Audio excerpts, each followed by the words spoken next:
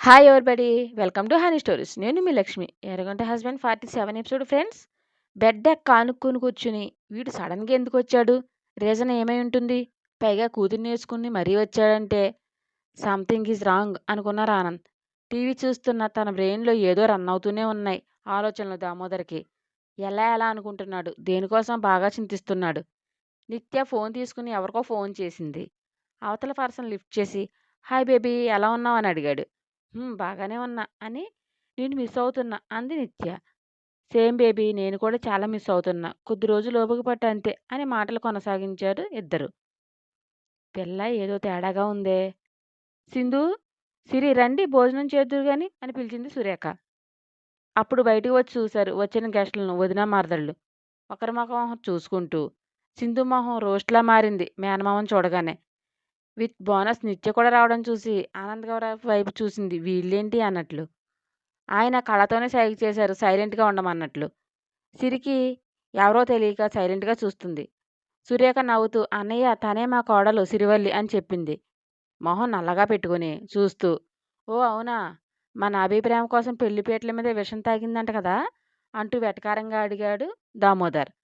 ఆనంద్ గారు ఎక్కడో ఖాళీ మనసులేని మనం చేసుకోలేక తన ప్రేమ కోసం ప్రాణాలే వద్దనుకుంది, మా కోడలు బంగారం అని ప్రేమగా చూశారు. దామోదర్ అన్న మాటలకు బాధ కలిగిన ఆనంద్ గారు అలా తనను సపోర్ట్ చేయడంతో హ్యాపీగా స్మైల్ ఇచ్చింది సిరి. మా వదిన బంగారం, కోటీశ్వరాలైనా పిసరంత గర్వం కూడా ఉండదు, నా బెస్ట్ బడ్డీ అంది చొరక అంటించింది మేనమామకి సింధు. సిరిని అలా పొగిడేసరికి ముద్ద మింగుడు పడక ఉక్కిరి బిక్కిరి అయ్యాడు దామోదర్. మీ బావ అన్నట్లు నిజంగానే సిరి బంగారం అంటూ మురిసింది తాళం వేస్తూ సురేఖ. కోడల భజన బాగానే చేస్తున్నారు వీళ్ళు అనుకుని మండిపోయాడు లోపలే దామోదర్. ఎవరు ఏం వాక్కున్నా వాటితో నాకు ఏం పని లేదన్నట్లు గుటుకు గుటుకు మింగుతూ మేనత్త చేతి వంట నచ్చిన నిత్య. తన ఏజ్ వాళ్ళు ఉన్న ఏం పట్టనట్లు ఉన్న నిత్యని చూసి ఇదేంటి ఈ అమ్మాయి, మనుషులంటే ఇష్టం ఉండదా లేక మాట్లాడడం రాదా అనుకున్నారు ఆనంద్. పెరుగు వేయనా అడిగింది రేఖ. నిత్య అంటూ బుర్ర ఆడించింది. మొహమాట పడకు, ఇది నీ మేనత్త ఇల్లే, మేనత్ అనే పదాన్ని నొక్కి పలుకుతూ చెప్పాడు దామోదర్. హాల్లో దామోదర్, ఇది సురేఖాదేవి ఇల్లు కాదు, నాది, నా పేరునే ఉంది అంటూ కొక్కిరించాడు ఆనంద్. రేఖ ఆంటీ గుర్రుగా చూడడంతో తమాయించుకుని జోక్ చేసా, బాగోలేదా, నవ్వరే అన్నారు ఆనంద్. సిరి పక్కున నవ్వేస్తూ మావయ్య మీరు భలే ప్లేట్ ఫిరాయించారే, సూపర్ అని నవ్వింది. ఆనంద్ గారి బిక్కమొహం పెట్టి ఇలా ఇరికించింది ఏంటి సిరి, ఈ అమ్మోరు గురించి తెలుసుకోడా అన్నారు క్యూట్గా చూస్తూ.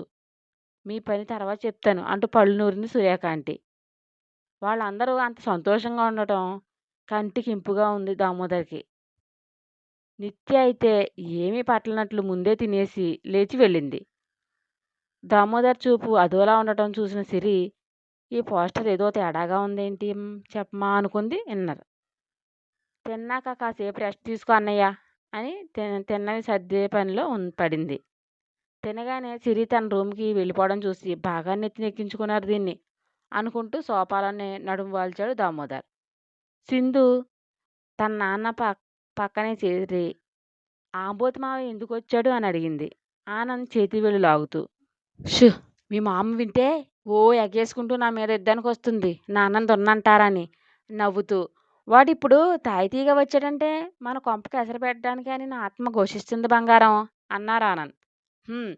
వాళ్ళు ఏదైనా హెల్ప్ అడిగినా మీరు నో అనండి డాడ్, మామకి ఏం తెలీదు, తల ఉంది కానీ ఆ బుర్రలో మెదడే లేదు అంటూ నవ్వింది. ఎవరికే మెదడలేనిది అంటూ అరుస్తూ వచ్చింది సురేఖ.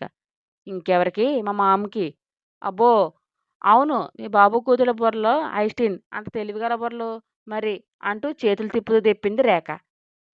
కోర్స్ అంత కాకపోయినా నీలా అరికాళ్ళలో మాత్రం లేదు మా మెదడు కదా డాడ్ అంటూ హైఫై ఇచ్చింది నవ్వుతూ సింధు.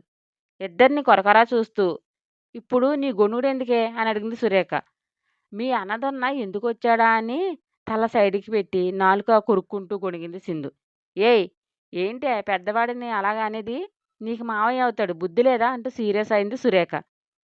హలో మామ్, మావయ్య అవుతాడు, చస్తే దెయ్యం అవుతాడు, తోటకూర కట్ట అవుతాడు అని నీ తొక్కల వరుసలు నాకు అంటించకే. నీకు అన్న ఉన్నాడని నీకు గుర్తుందేమో, మాకైతే నోటి నుంచి వింత శబ్దం చేస్తూ పెదవి విరిచింది. మాకు గుర్తులేదు అన్నట్లు సింధు. చూసారా దాని వాగుడు? మీరు పెట్టిన గారం వల్ల పెద్ద చిన్న లేకుండా మాట్లాడుతుంది అంటూ బొయ్యమని పడింది సురేఖ. మిసెస్ ఆనంద్, నువ్వు మహానటిలా పెర్ఫార్మెన్స్ చేసి ఇక్కడ ఎవరా పట్టించుకోరు. అరిచి ఎనర్జీ వేస్ట్ చేసుకోకు మాత అని. ఏ డాడ్ నేను చెప్పింది కరెక్టే కదూ అన్నది సింధు. నువ్వు బంగారందా, నీ డాడీ మనసెరిగిన దానివి. ఉమ్మ అంటూ కిస్ చేశారు సురేఖను ఉడికిస్తూ ఆనంద్. థ్యాంక్ యూ అంటూ వంగి వంగి సలాం చేసింది సింధు.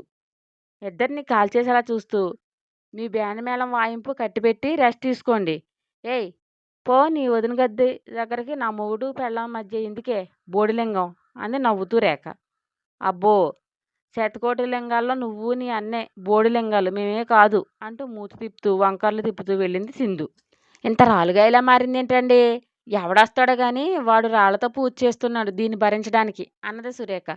నా బంగారానికి ఏంటో మహారాజు వస్తాడు చూస్తూ ఉండు అని మురిచారానంద్.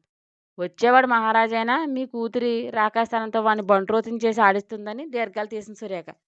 నోరు మూసుకోవే, మమ్మల్ని ఆడిపోసుకోకుందే నీకు రోజు గడవదు, తిన్నది ఎరగదు అని కళ్ళు మూసుకున్నారు ఆనంద్. ఆఫీస్లో లంచ్ అవర్లో స్పూన్తో రైస్ని మర్డర్ చేస్తుంది ఆశ. మార్నింగ్ అభి అన్నదాన్ని డైజెస్ట్ చేసి కాక ఫైల్ తీసుకుని టక్ టక్ తిప్పుకుంటూ హొయిలిపోతూ వెళ్ళింది అభి క్యాబిన్. డోర్ నాక్ చేయగానే కమిన్ అన్నాడు. వేసుకున్న చెడ్డీ లాంటి మిడ్డీని మరీ కాస్త సర్ది వయ్యారాలు పోతూ వచ్చింది లోపలికి ఆశ చాకి. కళ్ళని చూడకుండానే ఏం కావాలి మిస్ అని అడిగాడు అభి. సార్ మీరు ఈ ఫైల్ చెక్ చేసి సైన్ చేయాలి అంటూ తెగులొచ్చిన కోడిలో వంకర్లు పోతూ ముందుకు బెండై టేబుల్ మీద ఫైల్ పెట్టింది. అప్పుడు తన టాప్ ముందుకు దిగబడి ఎదలేతులు క్లియర్గా కనిపిస్తున్నాయి. మిస్ ఆశ నువ్వు బయటికి వెళ్ళు అంటూ గంభీరంగా చెప్పి, లుక్ నువ్వు వచ్చేది ఆఫీస్కి, పబ్ కాదు. ఇంకోసారి ఇలాంటి చెత్త ఎక్స్పోజ్ చేయాలని చూస్తే నీ ఒంటికి అంత మంచిది కాదు. గెట్ అవుట్ మై క్యాబిన్ అంటూ అరిచాడు రౌద్రవదనంతో అభి. సార్ అది నేను అంటూ ఏదో చెప్పాలని చూసింది ఆశ. చెయ్యి ఎత్తి ఆపి అన్నట్లు చూపించి, నీ సోదు వినే టైము ఓపిక నాకు లేవు అని. ముందు సంస్కారం నేర్చుకో, తర్వాత మాట్లాడు అని చెయ్యి డోర్ వైపు చూపించాడు అభి. కోపంతో ముక్కుపుటాలు ఎగరేస్తూ విసవిస నడుచుకుంటూ వెళ్ళిపోయింది ఆశ. ఐడియా నిరాశగా మారగా. అది గుర్తుకు తెచ్చుకుని ఛీ, మరీ ఎంత మడిగట్టుకుని కూర్చునేవాడిని వీడినే చూస్తున్నా. అరే సెక్సీ ఫిగర్ కోరవలసి వస్తుంటే కుక్కను తరిమినట్లు తరుతున్నాడే అనుకుని పళ్ళు నూరుకుంది ఆశ. ఆఫీస్లో వర్క్ ఎక్కువగా ఉండటంతో లేట్గా ఇంటికి వచ్చాడు అభి. అప్పటికే వాయమింగేసి బజ్జ సవరించుకుంటూ సోఫాలో ఆవరించాడు దామోదర్.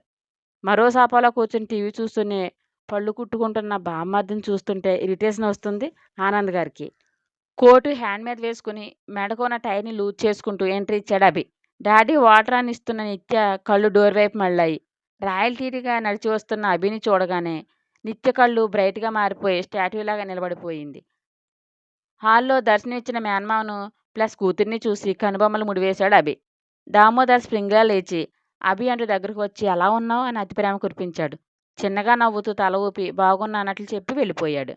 అభి వెళ్ళిన వైపే కీచిన బొమ్మలా తిరిగింది నిత్య బుర్ర. కూతురి కళ్ళలో కనిపించిన కాంతిని చూసి నవ్వుకుంటూ తన పాచిక పారబోతుందనుకుని గర్వంతో కూడిన నవ్వు దామోదర్ పెదవులపై విరిచింది. సింధు కంట్లో పడింది. నిత్య చొల్లు కారుస్తూ తన అన్నని చూడడం. మొహం చిట్లించి చూస్తూ ఏంటలా శిలా విగ్రహంలో నిలబడిపోయావు, వాటర్ ఇవ్వు అంది వెటకారంగా. హా అంటూ సర్దుకుని డాడీ వాటర్ అని ఇచ్చి సింధుని చూసి నవ్వింది నిత్య. ఏంటి దీనికి నవ్వటం కూడా వచ్చా దేవుడా, ఇన్ని విచిత్రాలు నా కళ్ళకే కనిపించాలా, కర్మ అనుకుంటూ వెళ్ళింది సింధు. అభి రూమ్లోకి వచ్చి చిరుబుర్లాడుతూ టై లాక్కుంటున్నాడు. ఏమైంది శ్రీవారికి, వస్తూనే చిరాకు పడుతున్నారంటూ టై విప్పింది సిరి. వాళ్ళు ఎప్పుడొచ్చారు, ఎవరు మీ మామయ్య గారా అడిగింది సిరి. హా గారే అంటూ వెటకారంగా అన్నాడు అభి. తమరు అలా ఆఫీస్కి వెళ్ళారు, వాళ్ళు ఇలా ఎంట్రీ ఇచ్చారు అన్నది. ఆఫీస్ అనగానే ఆశ గుర్తుకొచ్చి మరింత ఇరిటేట్ అయ్యాడు అభి. అబ్బా, వాళ్ళు గెస్టులు ఉండరు, వెళ్ళిపోతారు. సింధు నువ్వు ఎందుకంత విసుక్కుంటారు, అత్తమ్మ ఫీలింగ్స్కి వాల్యూ ఇవ్వండి. మరి మనకు నచ్చినా నచ్చకపోయినా ఇంటికి వచ్చిన వాళ్ళతో అమర్యాదగా ఉండకూడదు అభి అని టవలిచ్చింది సిరి. వాడి కోసం నీకు తెలియక అలా అంటున్నావు. మా నాని ఉంటే కుక్కను తరిమినట్లు తరుమును ఈ పాటికి అని దగ్గరికి లాక్కుని ముద్దు పెట్టి చాలా హెడేక్గా ఉందే బాబు అన్నాడు అభి. వర్క్ ఎక్కువైందా, నాకు షేర్ చూస్తా అని చెంప నిమురుతూ అంది సింధు. వర్క్ కాదు, ఆశ వల్ల చిరాకు దొబ్బుతుంది అని వాష్‌రూమ్‌కి వెళ్ళాడు అభి. ఈ కొత్త క్యారెక్టర్ వల్ల ఏం సమస్యలొస్తాయో మరి చూద్దాం బడ్డీస్. నా స్టోరీ మీకు నచ్చినట్లయితే ఒక లైక్ ఇచ్చి కామెంట్ చేయండి ప్లీజ్. షేర్ అండ్ సబ్స్క్రైబ్ చేయండి బడ్డీస్.